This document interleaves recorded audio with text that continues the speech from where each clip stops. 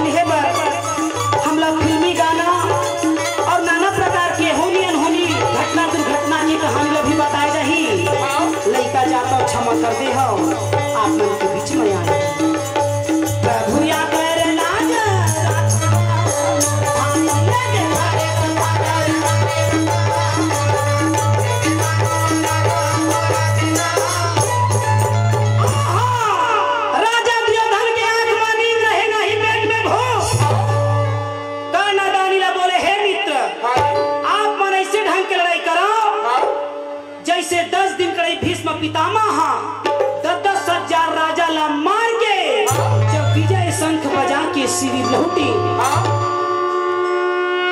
परंतु पांचों भाई पांडव को हाथ नहीं लगे। 5 दिन गए गुरु दौड़ा की बाण के बरसाया मुर्दा के ढेर का डरी, परंतु पांचों भाई पांडव को हाथ नहीं लगे। 17वां दिन के लड़ाई तोरो निकल, एक दिन के तो पार हो गए, आइए 2 दिन की लड़ाई बाकी। कैसे के मारा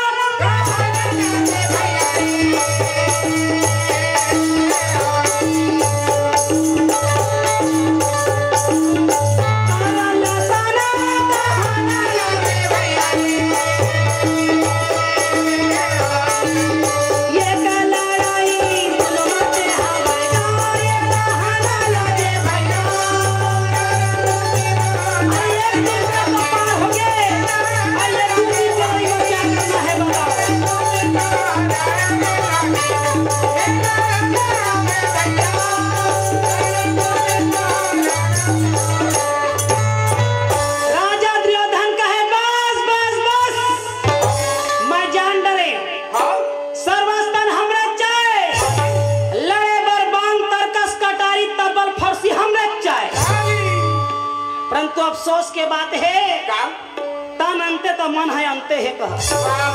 तबे तो भीष्म पितामह छोड़ दी, गुरु द्वारा अपन पुत्र के दुख में प्राण दे दी। अरे 5 झल्ला नहीं मारी से एक दिन तोरो लड़ाई निकल गई। और का करके का करबे तेरा ताई जान फालतू मोटा जकर जकर झन देखा। सादा तरवाई हना सादा सावन हो,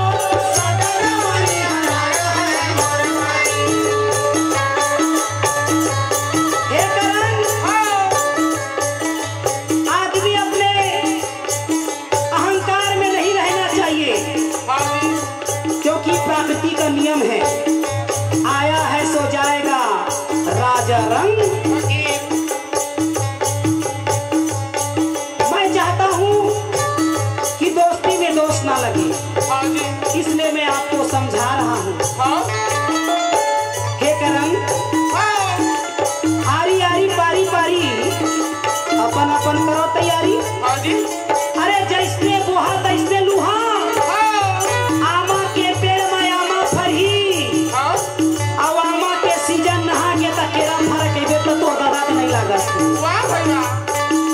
सादा तारोई हना फूले सादा सावन हो,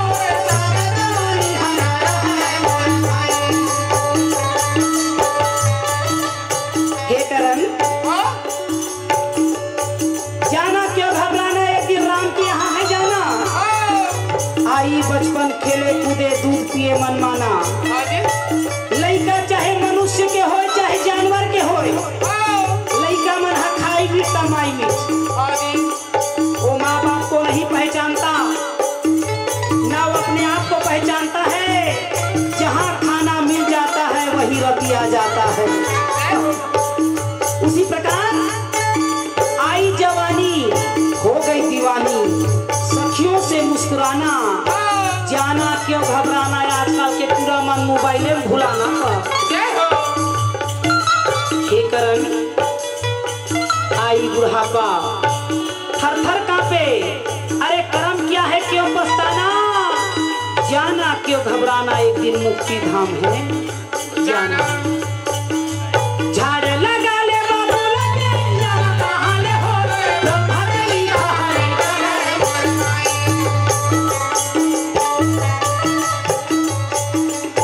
हे करन,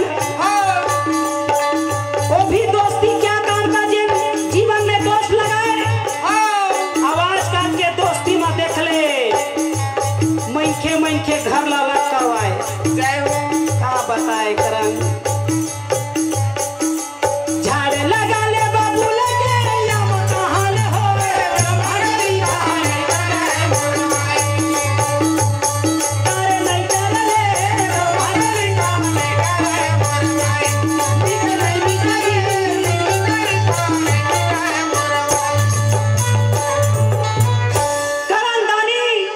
राजा दुर्योधन के तरफ गुस्सा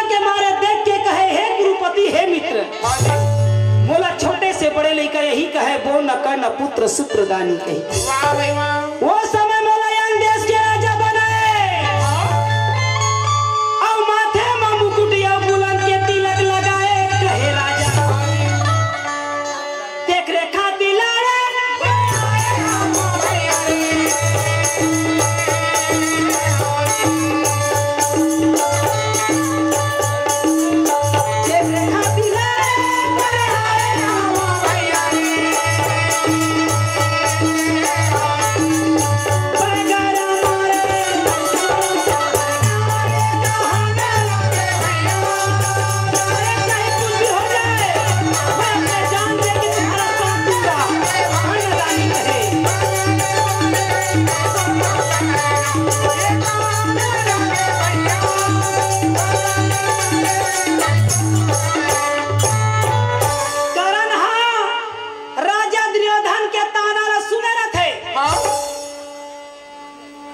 शिविर के अंदर के तरीके भीतरी माँ सोए दसना माँ नींद नहीं आए। करण दानी सोचा है का अरे लड़ाई होवा थे तो होवत का बरी। हाँ जी। अरे एक गुरु है हाँ और एक शिष्य है। हाँ जी। एक कुल और परिवार है। हाँ जी। मगर ये मन दोनों झनका बर मरत हो ही रे। हाँ। अरे कौरों के दिमाग से ठियाए तो सिठियाए पांडव के अक्कल तो देख। हाँ जी। जिन भगवान के संग में रात दिन घूमा थे हाँ तेखर चाल चलन हा बदलत नहीं है। जय हो। माना के बातें मन में सोचेगा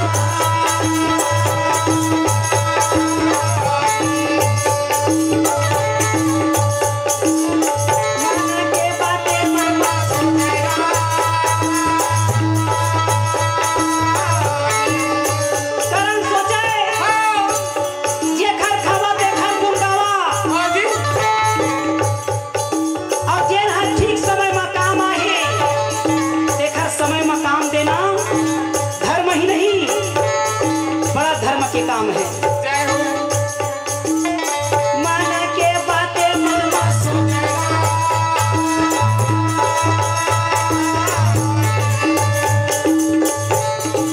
करण दानी सोचा है क्या सोचा? अरे ऐसे मरना है हाँ। अगर अपन दोस्ती में मैं साथ नहीं देता हूँ तो दोस्ती में दोस्त लगत है। हाँ जी। अब अगर पांडव डर जाता हूँ बोले गड़बड़ ही मैं करूँ तो करूँ क्या। हाँ जी। आज ये लड़ाई एक भाई के बांडा के नाम लेके एक जमीन जायदाद के नाम लेके हाँ।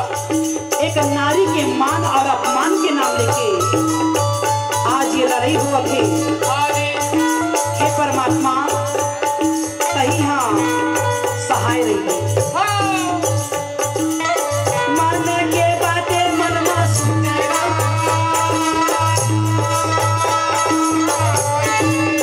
ये कहाना लगे भाई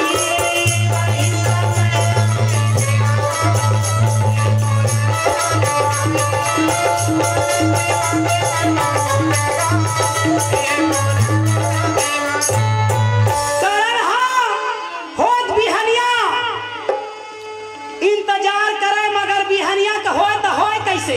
हाँ। एक कोई आदमी ला 3 आदमी ला नींद नहीं आए। काला काला पहला व्यक्ति काला रात का नींद नहीं आए काला नहीं है। जे खरखटिया में ढेकना रखे तेनो माला नींद नहीं आवे कहेगा। आजकल तो खटिया का जमाना गया जी। खटिया के जमाना गए हाँ। श्री नारायण के में कामा सोवत पलंग में सोते। पलंग में हाँ जी। सब गड़बड़ है महाराज। कैसे? अरे छत्तीसगढ़ यहाँ सबले बढ़िया कहे थोड़ी होते हाँ। बोला बौरे में होती। हाँ जी। पहली के खटिया हा कामा गथाए रहे कामा वो कांसी के रस्सी में गथाए रहे और कांसी के रस्सी हा पवित्र रहे तो कभी भी होली अनहोनी होए तो घर के देवी देवता सपना देवा। हाँ जी। तो मार खटिया ला छोड़ के पलंग ऊपर चढ़ा था तुम्हारा दादा सपना दी हाँ। वो तो अशुद्ध हो गए। हाँ जी। अब पहली के दसना में राते कन बिछे हाँ। बिहनिया उसर जाए। हाँ जी। अब आप तो देखबे तो 24 घंटा वो दसना बिछे छे। जय हो। भगवान कथे वाट नॉनसेंस माय फुक जय हो। ऐसा चाल चलन ठीक नहीं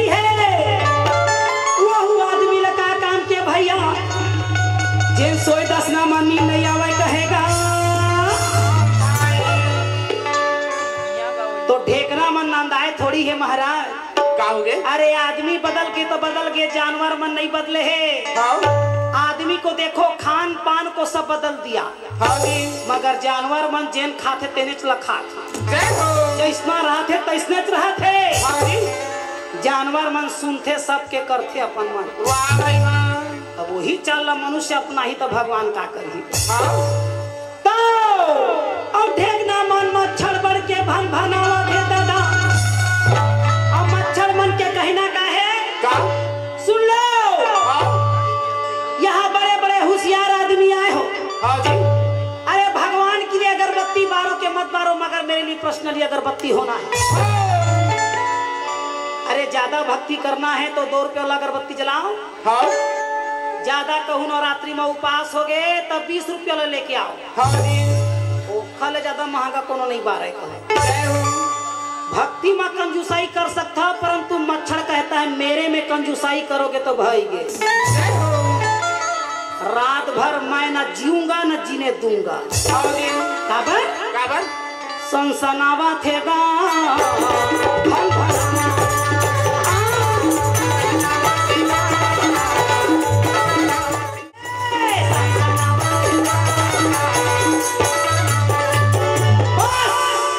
मच्छर कहता है अगर मेरे अगरबत्ती में कहीं होशियारी किए तो रात भर परेशान हो जाओ। जय हो। तो बड़ा मुश्किल है। हाँ जी। मच्छर का कहना है तुम भी जियो हमको भी जीने दो। जय हो। मेरा अगरबत्ती का नाम है एक ही, क्या? Good night. जय हो। अरे वो अगरबत्ती के नाम है गुड नाइट है, ताहू सुता महू सुतान दे भैया। जय हो। तो पहला व्यक्ति काला नींद नहीं आए, काला? ये तो इसने हाल वाले वाला नींद। हाँ जी। और दूसरा व्यक्ति काला नींद नहीं आए, काला नहीं है? जेखर नोनी बाबू बड़े बड़े बाढ़े बाढ़े मन मोबाइल धर के किंदरा थावेगा। वो दाई दादा मन लइका मन बाढ़े नहीं है के परेशान रथे। हाँ। और लइका मन बाढ़ गए तो तुरंत मोबाइल धर के कहाँ मारा थे किंदरा थे, रात भर आए नहीं है। हाँ जी। वो खरदादा आगे है वो डोकरा आगे छोकरा नहीं आए हैं। हाँ जी। अरे कहाँ हंस रहे? हाँ।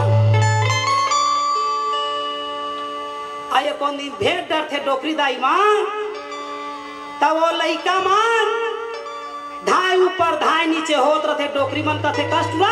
हाँ जी। धाय ऊपर धाय नीचे काबर होत रहे? हाँ। टावर नहीं है ना दादी। जय हो। वो घर टावर के नाम लेके माई पिल्लक पावर घर। डोकरी मन का थे बेटा डोकरा फोन लगा तो देख कैसे रात के नहीं आए भाई गेल डोकरी दाई मेला घूमा थो ही वो। हाँ। का मेला रात तन घूम ही रहे हैं। लगा दे बेटा तोर बाबा लगा दे, नहीं आए हो ही दे आनंदम धाम में भात खाला शुरू हो गए। जय हो। कहते भाई के दाई बैलेंस नहीं है दादी। जय हो। वो बैलेंस के नाम लेके पूरा अनबैलेंस हो गया कहा। हाँ जी।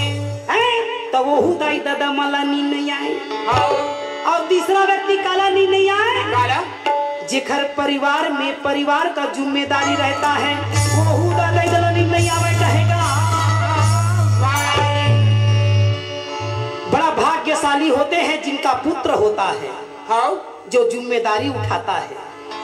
पुत्र का मतलब होता है पितरों को तारने वाला। हाँ जी। अब आजकल कहाँ कोनो पुत्र कथे महाराज कब को हमार गुरु दादा ज्ञान देवा थे तब बोले बेटा। वो बेटा के मतलब होते खेती डोली के बांटा मांगने वाला बेटा कथे। खेत डोली के बांटा देने वाला बेटा कहते, घर के बांटा देवे तो बेटा कहते। हाँ। अब आजकल तो सुनब मैं आहे दाइयो दादा बांटा हुआ थे। हाँ। ये डोकरा बिहनिया तय खावे डोकरी बिहनी रात के आइयो। जय हो। धिक्कार है ऐसे पुत्र को, ऐसे बेटा को जिसने खेत डोली का बांटा लिया, जमीन जायदाद का बांटा लिया। आज माँ की ममता का बांटा हो गया महाराज। जय हो। 4 बेटा को एक माँ बाप पाल पोस के बड़े कर लेते हैं और वही 4 बेटा है अपन दाई दादा नहीं पोस सकते। जय हो। तो किरुआ पर रहते नहीं। भगवान कहते जेखर किस्मत वाले है जेखर पुत्र होते। हाँ जी। तो कहे कहाँ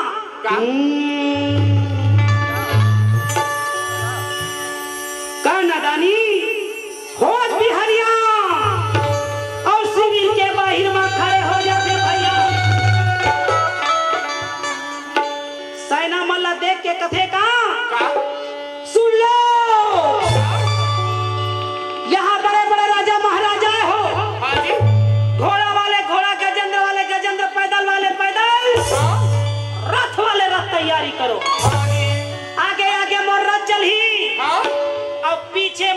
हमारी सेना। जय हो। राजा के राज्य में रहना है तो हाजी हाजी कहना ही, कौन है नहीं कहे दादा। वाह भाई वाह। राजा चांचाल कर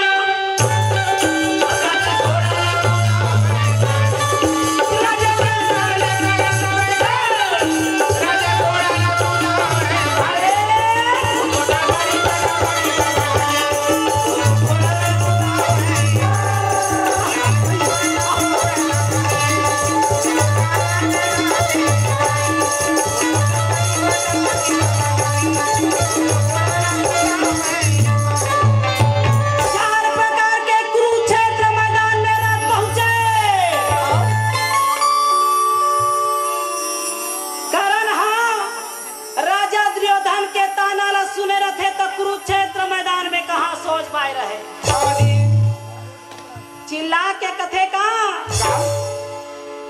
ये अर्जुन कहाँ हो? हाजी। भीष्म पितामह गुरु द्रोण के बाण से बच गए। आवाज मोर बाण से बचाए के खातिर वरुण कुबेर इंद्र तोड़ दबाया ही तो प्राण नहीं बचा। ये अर्जुन अरे कहाँ हो? सामने आओ सामने। बार बार सामने के ताना ला सुनी तायती बंसीधर मुरलीधर कन्हैया के आंख लाल हो। वो कहते जब गिदड़ के मौत आते तो शहर डहराते।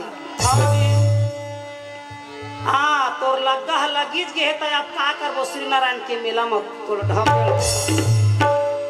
वो तो धीरे धीरे रहता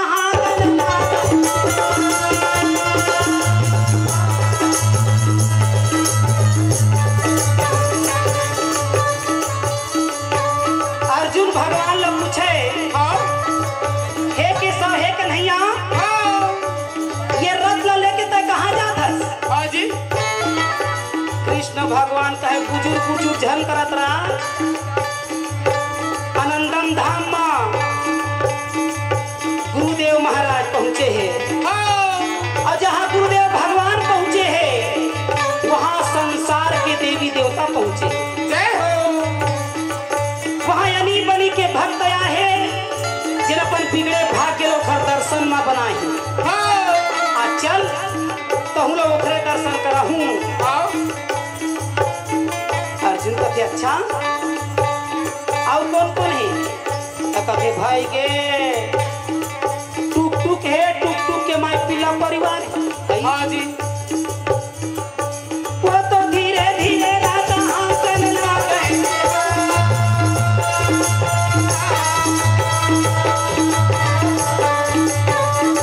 वेद शास्त्र में भगवान कृष्ण के रथ के वर्णन करेंगे हैं। भगवान के रथ सोना चांदी हीरा मोती से चढ़े हुए। हाँ जी। तोरण फटाका लगे हैं। ऊपर में बजरंग बली चढ़े। हाँ जी। एक हाथ में गदा और दूसरे हाथ में ध्वजा। और कौन सा ध्वजा? कौन सा? हमारे हिंदू के कौन सा कलर है? नहीं गम पावा से पाए है भगवा कलर जी है ना। अब आजकल के मनानी बनी के झंडा लगा है महाराज तो हम काय करबो? अब हमारे भारत के झंडा का है हिंदू मुस्लिम सिख ऊपर में रखे थे। हाँ हमारे हिंदू मन के तिरंगा झंडा या वो काजत है वो ओला देख ले काला उफारे है मुला दीना का तोला का था तोला है तब ध्यान से सुन पे ऊपर में हवा देना हिंदू के कलर है भगवा कलर। हाँ जी। जिन्हें दे आज हमार लाइन के बार लगे हैं 17-18 ठीका है। उसने हमार गुरु भाई मन पहरे कुर्थाला ये भगवा कलर के पहचान ओखर नीचे में सादा कलर के है वह काखर मन के जानथस ईसाई मन के जी। ओ माय गॉड ओखरे नीचे में नीचे माँ और सीख मन के नीचे माँ कौन हरियर कलर लगे है हरियर तो काखर मन के सलाम मालिकुम मालिकुम को सलाम जय हो। ये तीनों कलर ला एक एक में फांदे है बजरंग बली कथे भाई गे 15 अगस्त में लह रहा नहीं तो 26 जनवरी काम ही भारत आजाद हो गया ये तो महाभारत के लड़ाई है वो तो धीरे धीरे रात हाथन लागे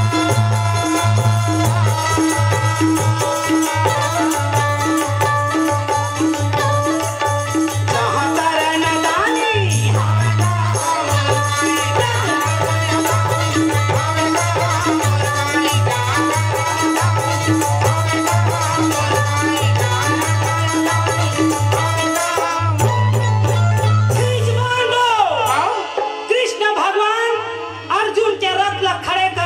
के सामने बांधारी अर्जुन कथे करण आज ये करण कथे हम काय करण अरे कब के खड़े हम यार बोल कैसे लड़ाई लड़ना है कथे तय देख अपना अपना तोर बजरंग बली कथी किन रथे गदत करण करण कथे हम काय करण कब के खड़े हम तैयार ओ आई सी परंतु ये तो बताओ आजकल तो वो जुन्ना का बात समझ नहीं आते यार ये पूरा है ये नवा नवा कैसे पहले है तो कथे देश विकास कर रहा है और देश के साथ साथ में संसार भी विकास कर रहा है तो कथे अच्छा तो कथे ये पुराना वाले तोर कवच और कुंडल कहाँ गए तो कथे का करबे एला तोर दादा हा लेके सब ला जट के कह आओ बाचे खोचे में तोर दाइयो धर के ले तो कथे अच्छा तो एक बात बताओ तो कहे कहाँ बोल अक्का बेले ते कहाँ रे यार समझ नहीं आई तो कहे कहाँ अरे तोला एक रे खातिर ताना मारत रहे तोला सामने में बुलाए के खातिर ताना मारत रहे अरे तोर भुजा में हिम्मत और ताकत है तो लड़े तैयारी कर फालतू दे बड़बड़ा बांधारी अर्जुन जाओ खट ये लहुटे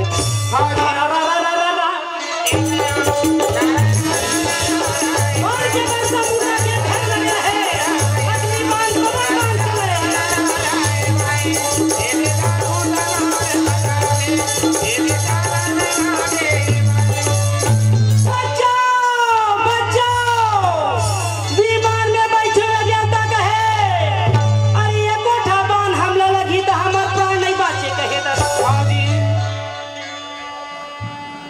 चले ऐसे बांध चले देवता देवता मन चर्चा करते कस बड़े भैया अरे दोनों दल में ऐसे बांध चले थे कि आने वाले प्रलय कहीं आजे ना हो तो देवता देवता मन का थे कस बड़े भैया जब प्रलय हो जही तब हार और जीत का खर हुई है तो समझ नहीं आई तो तीसरा देवता कहे तुम सब पागल हो बड़े भैया अरे जहाँ धर्म है वहाँ कृष्ण और जहाँ कृष्ण है वहाँ विजय होने में संदेह नहीं है भोला ला पूछे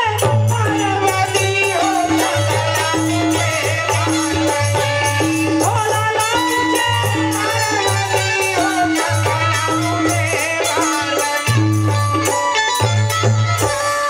ये पार्वती ते कौन को थी ध्यान देवे आज आनंदम धाम को जय हो मैं कहे ना गुरुदेव के शरण सार है और बाकी चीज है बेकार है वाह भाई वाह मन उठ के काबर रहेगा थे महाराज खाए ला जाते हाँ जी आज एक भर नहीं खाई काय हो ही कथो हाँ जी जेन हा कथा ला अधूरा सुनते तेला भूत धर दे दाना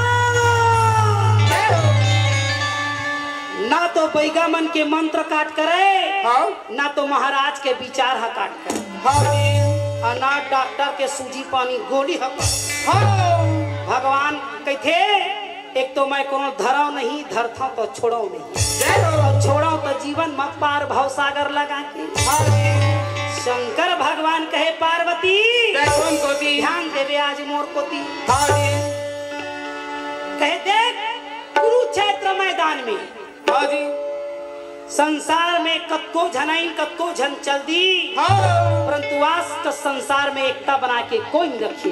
वाह भाई वाह क्यों? क्यों र अक्षर से राम पैदा हुआ धर्म करने वाला है, हाँ वही र अक्षर से रावण पैदा हुआ अत्याचार करने वाला है। जय हो अरे राशि है तो एक है तुला राशि, हाँ परंतु समय में वही समय में एक का जीत एक का हार क्यों हुआ? उसी प्रकार कई अक्षर से कृष्ण का जन्म हुआ, प्रेम का प्रचार करने वाला है। हाँ वही कई अक्षर से कंस का जन्म हुआ, अत्याचार करने वाला है। जय हो उसी प्रकार कई अक्षर से दवाई का निर्माण हुआ, मरीज को ठीक करने वाला है। वही दय अक्षर से दारू का निर्माण हुआ, इस भारत को बर्बाद करने वाला। जय हो पार्वती का ये तो ठौका गोठिया दे भोला, हाँ ये सही बात है। हाँ जी दुनिया में सब कुछ बंद हो जाही, मगर ये पियई खवाई बंद नहीं। हाँ जी भले पियैया मन के थे पीते हैं तो जीते हैं, जय हो और घर के बाई है नहीं पिया थे तो मर जाते पट। हाँ जी हरि दर्शन का बहोया भोला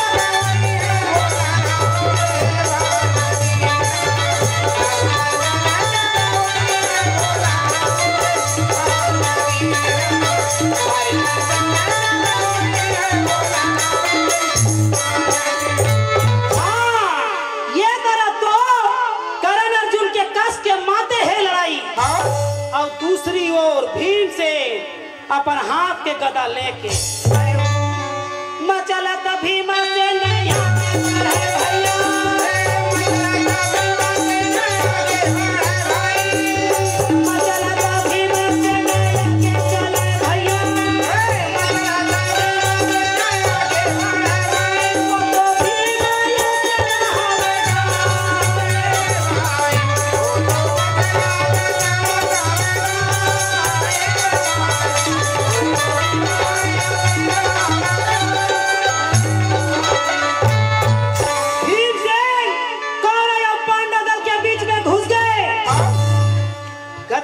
भीमसेन सोचा है। हाँ जी अरे मैं तो सोचत रहे मोला देख के कौरो मन सामने आई। हाँ ये सैना सैना दिखे कौरो गए तो गए कहाँ? हाँ जी अब जब तक उपद्रव मैं नहीं करी हाँ तब तक कौरो मन सामने नहीं आवा। ये सोच के कौरो के रथ पांडव डहर जा देखे तब के गदाधारी अपन गदाला रथ के पहिया में घुसाए रहे। तब रथ और घोड़ा दोनों हड़बड़ा तब के ताकत भर भीम से अपन भुजाला बढ़ावे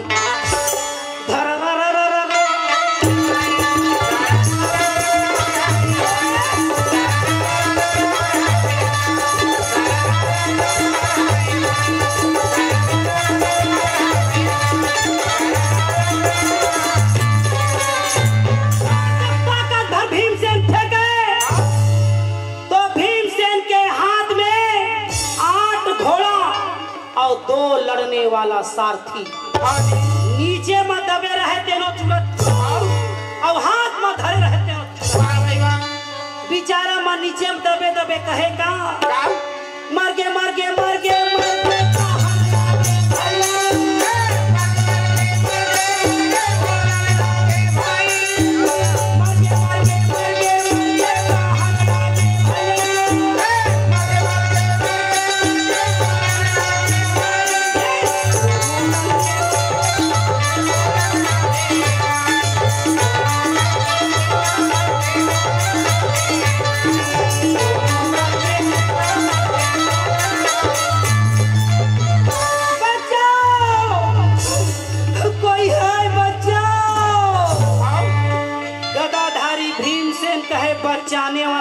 कम सामने मत तो बुलाओ। जय हो। देख दशा भीम से हाँ सैना मल्ला मारे की तैयारी। हाँ सैना मन बिचारा मत नीचे में दबे दबे कहे बचाओ, कोई है बचाओ। जय हो। सुन के दूसरा सन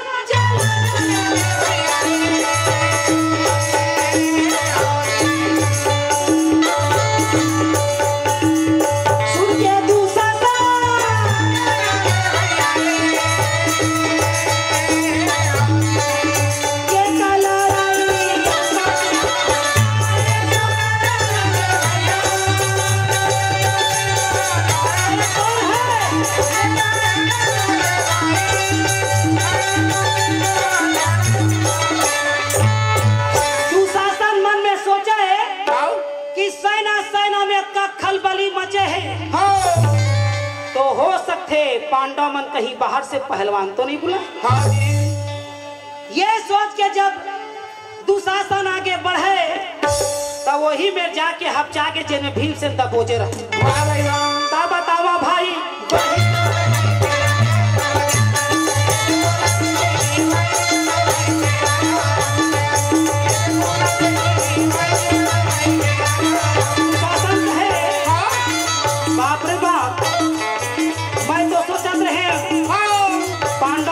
से पहलवान बुला। ये तो गदाधारी भीम सिंह एक झला नहीं दूसरी झला मार के दबोचे है। और जब तक मैं आवाज नहीं दूं तब तक छोड़ने वाला नहीं। वाह भाई वाह। पीछे तरफ से भीम से ये भीम से वो कहाँ सुनने वाला धर के दबोचे है तेना।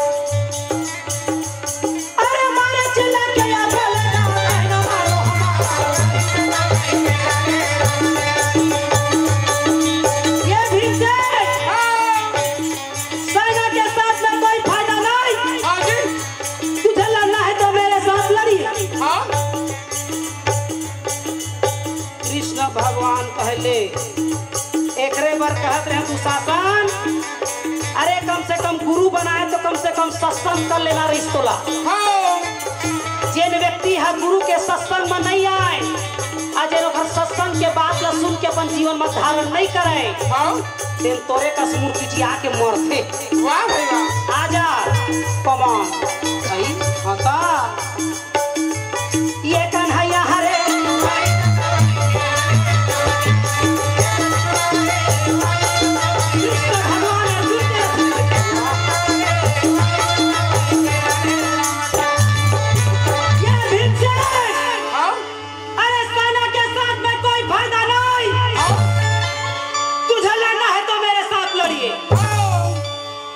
दुशासन के बोली ला भीम से सुनाए तो पीछे पलट।